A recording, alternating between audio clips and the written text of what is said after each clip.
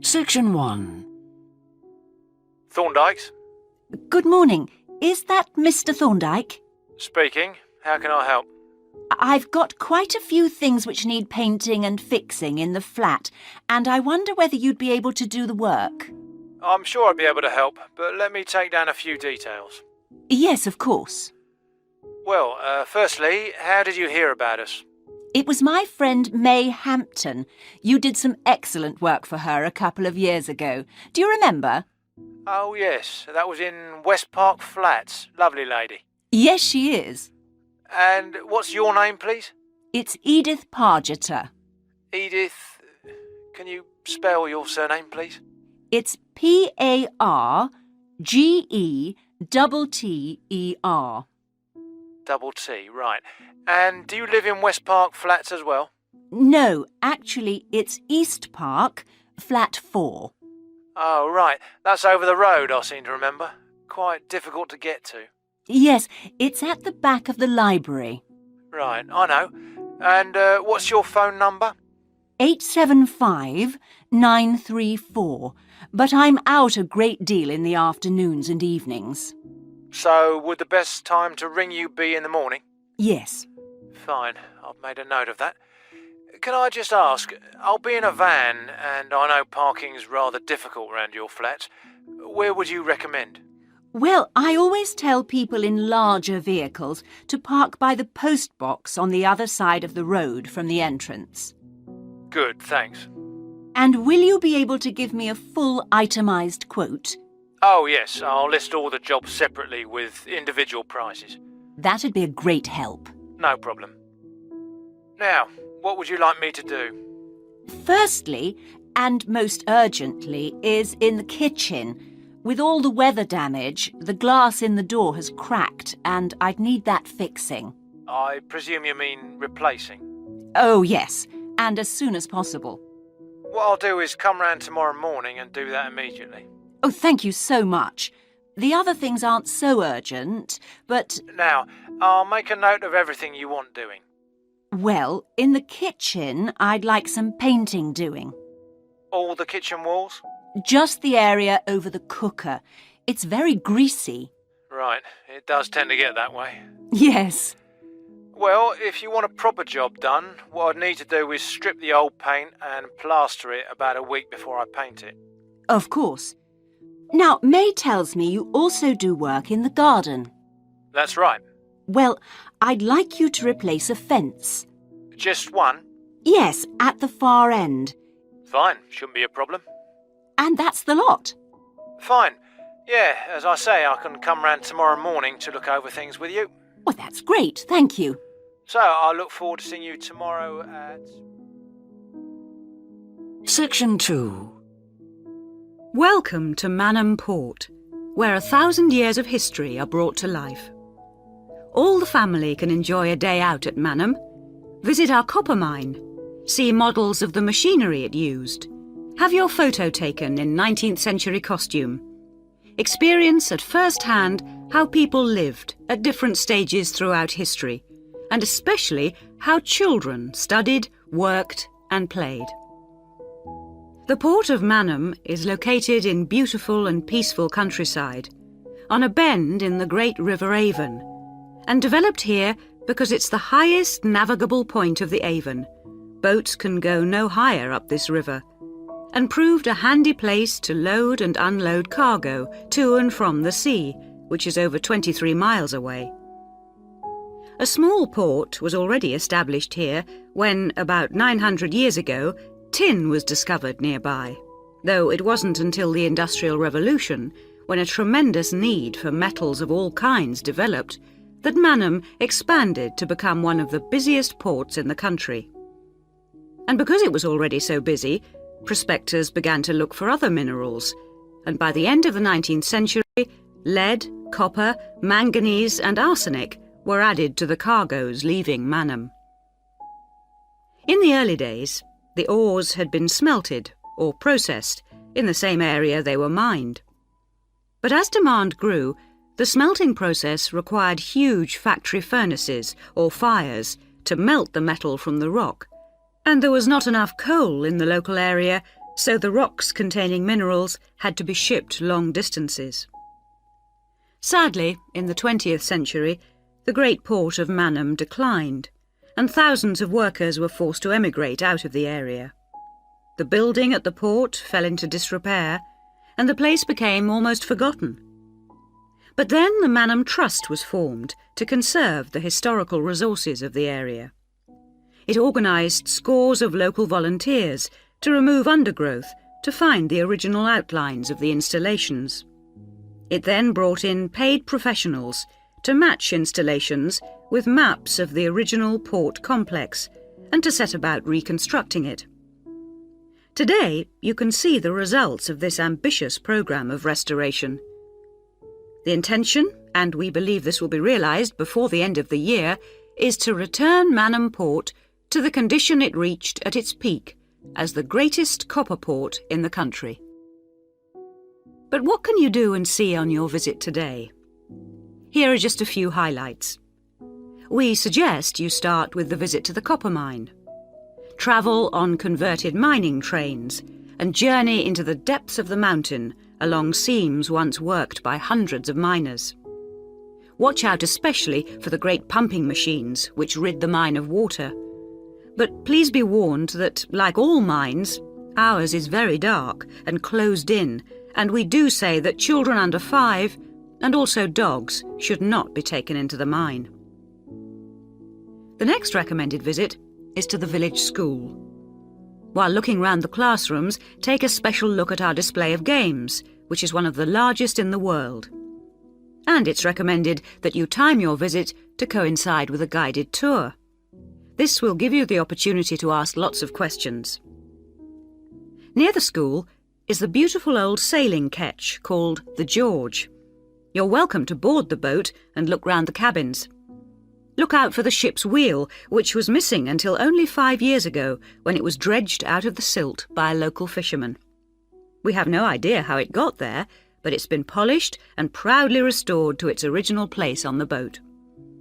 Please take care going down the ladders if you wish to visit the lower deck. We don't recommend you allow young children to use them.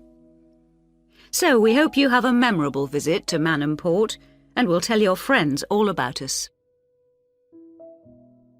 Section 3. Hi, Laura. Could you spare a few minutes to talk about the work placement you did last summer? I'm thinking of doing one myself. Hi, Tim. Sure. Didn't you do yours at an environmental services company? That's right. It's only a very small company, and they needed someone to produce a company brochure. And I wanted to get some business experience, because I'm interested in a career in occupational psychology in a business environment. It was good, because I had overall responsibility for the project. What kind of skills do you think you developed on the placement? I mean, apart from the ones you already had. Did you have to do all the artwork for the brochure, the layout and everything? We hired the services of a professional photographer for that. I did have to use my IT skills to a certain extent because I cut and pasted text from marketing leaflets. But that didn't involve anything I hadn't done before. Do you think you got any better at managing your time and prioritizing things? You always used to say you had trouble with that. Oh, definitely. There was so much pressure to meet the project deadline. And I also got better at explaining things and asserting my opinions, because I had to have weekly consultations with the marketing manager and give him a progress report. It sounds as if you got a lot out of it then. Absolutely. It was really worthwhile. But, the company benefited too. Yes, they must have done. After all, if they'd used a professional advertising agency to produce their brochure instead of doing it in-house, presumably they'd have paid a lot more. Oh, yes. I worked it out. It would have been 250% more, and I thought the end result was good, even though we did everything on site. The company has quite a powerful computer, and I managed to borrow some scanning software from the university. The new brochure looks really professional.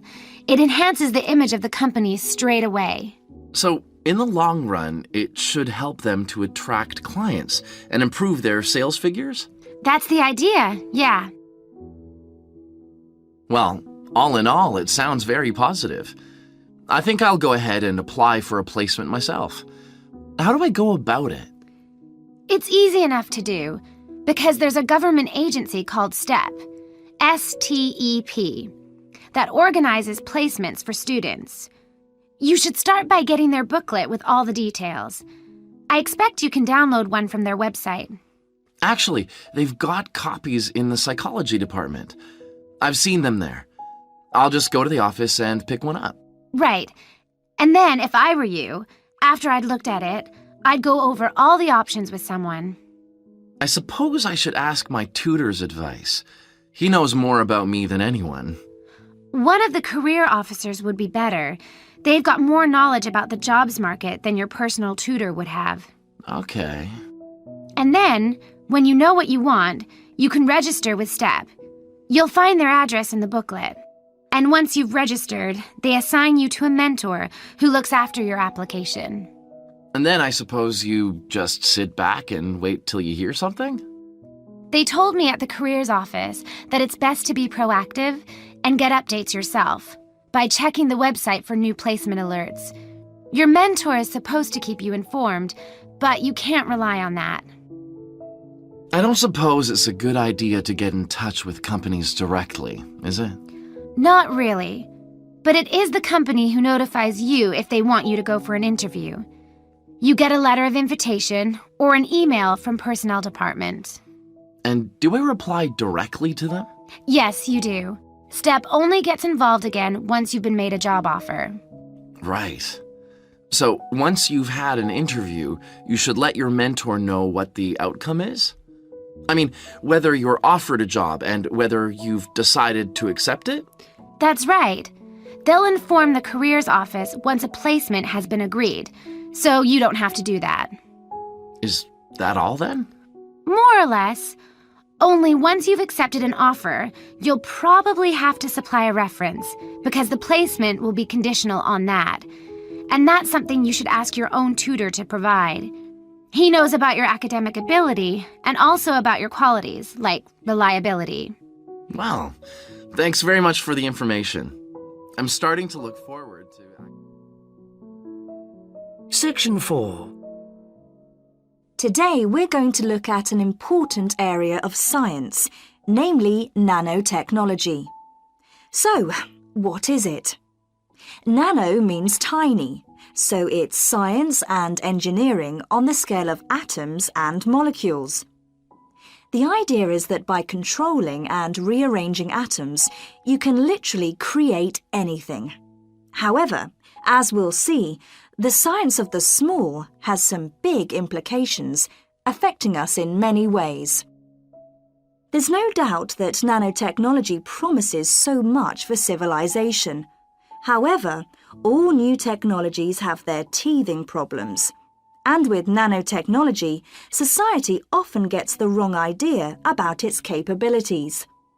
Numerous science fiction books and movies have raised people's fears about nanotechnology, with scenarios such as inserting little nano-robots into your body that monitor everything you do without you realizing it, or self-replicating nano-robots that eventually take over the world. So, how do we safeguard such a potentially powerful technology?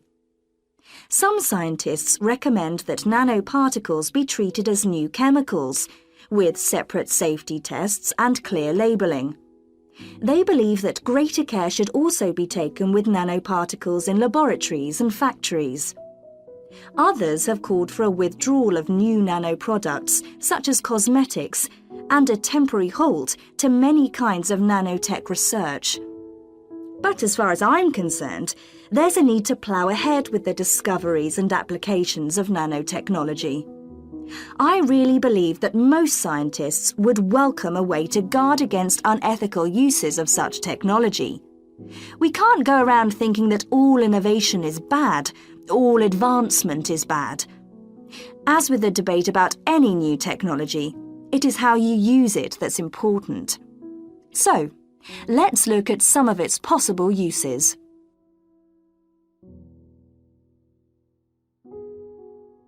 Thanks to nanotechnology, there could be a major breakthrough in the field of transportation, with the production of more durable metals. These could be virtually unbreakable, lighter, and much more pliable, leading to planes that are 50 times lighter than at present.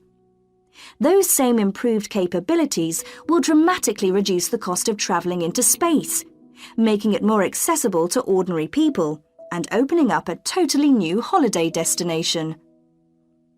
In terms of technology, the computer industry will be able to shrink computer parts down to minute sizes. We need nanotechnology in order to create a new generation of computers that will work even faster and will have 1,000,000 times more memory, but will be about the size of a sugar cube. Nanotechnology could also revolutionize the way that we generate power. The cost of solar cells will be drastically reduced, so harnessing this energy will be far more economical than at present. But nanotechnology has much wider applications than this and could have an enormous impact on our environment. For instance, tiny airborne nanorobots could be programmed to actually rebuild the ozone layer, which could lessen the impact of global warming on our planet. That's a pretty amazing thought, isn't it? On a more local scale, this new technology could help with the cleanup of environmental disasters, as nanotechnology will allow us to remove oil and other contaminants from the water far more effectively. And if nanotechnology progresses as expected, as a sort of building block set of about 90 atoms, then you could build anything you wanted from the bottom up.